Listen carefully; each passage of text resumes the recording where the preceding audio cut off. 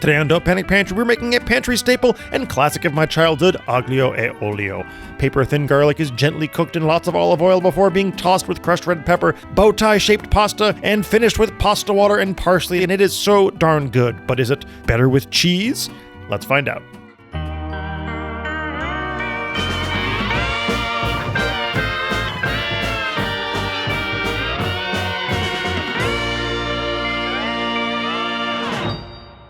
All right, today on Don't Panic Pantry, we are making a classic Italian pantry pasta, pasta aglio e olio, pasta with garlic and olive oil. Although I'm gonna also have mine be aglio e olio e peperoncini. So today we're gonna make an ode to the version I ate as a kid at a now closed restaurant called Toto in West LA. Not the band Toto, but anyway. And I would, as a kid, I didn't want it with spaghetti, I wanted it with farfalle, with bow ties. So we're doing maybe the only version on the internet with bow ties. And then we can do a little, is it better with cheese? It's against the rules to put cheese on it because then it's aglio e olio cheese. All right, so the big trick to this is you're gonna cook garlic in olive oil and then you're gonna use the pasta water to kind of help bring it all together so it doesn't get greasy. So we're gonna use a decent amount of oil in here, probably about 3 tablespoons. It is aglio e olio, not aglio e a little bit of olio. You can obviously finely chop the garlic. I'm gonna use my handy dandy Thin Man, my only single use tool in my pantry. We wanna go kind of on the lower heat on this. I kind of want this to be cooking a little more gently so it helps infuse the oil with the garlic flavor. You can even do the old pan tilt like this. Now we're basically confitting it in oil. The pan tilt is a great way to get kind of a deep fry in a shallow pan. What I don't want is a bitter garlic taste. So if you go super high heat in the pan and you brown it really fast, it gets kind of bitter tasting. And burning olive oil and burning garlic are not the best flavor for this. We're gonna season this pasta water pretty heavy because pretty much all the salt is going into that pasta. And we'll season more at the end if we need to. And then, dump this in. This is gonna take about 10 minutes to cook. By the time that's ready, this will be ready.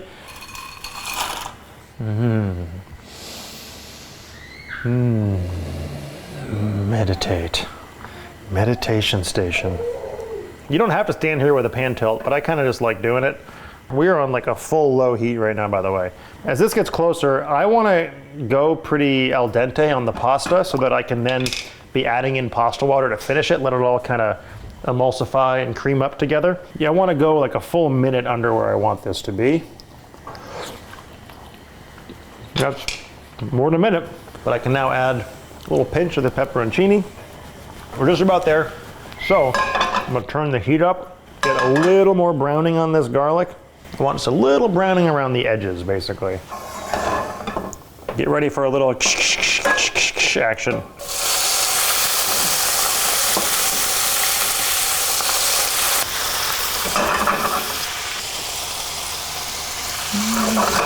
No!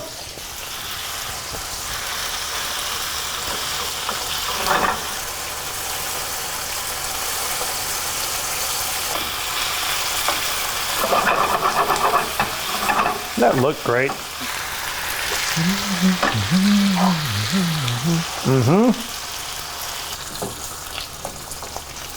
This is just my childhood on a plate right here. And now what I would want to do is eat this and then go to the liquor store around the corner while my mom had a glass of wine and go buy like a candy bar and eat it as my dessert. The farfalle is such a fun tweak to this. I mean, it's great. It's garlicky, oily. It's got the garlic flavor infused throughout, but a little bit of that toasted garlic flavor in there as well. I love the peperoncini and the parsley. The little kid version of this, for me, has Parmesan in it, which we'll add next. Suck it, spaghetti. I'm getting classy. We're putting on bow ties for this one. I never make this anymore, and it's so good. But it is the internet, so let's find out what happens. Is it better with cheese? We know what Eliza thinks. We know what the comment section will think. We know what Italians will think. We're good with cheese. But I get why you wouldn't do it. It's so good.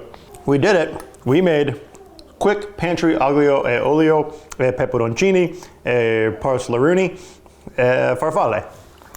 I could eat this all day, and luckily I can.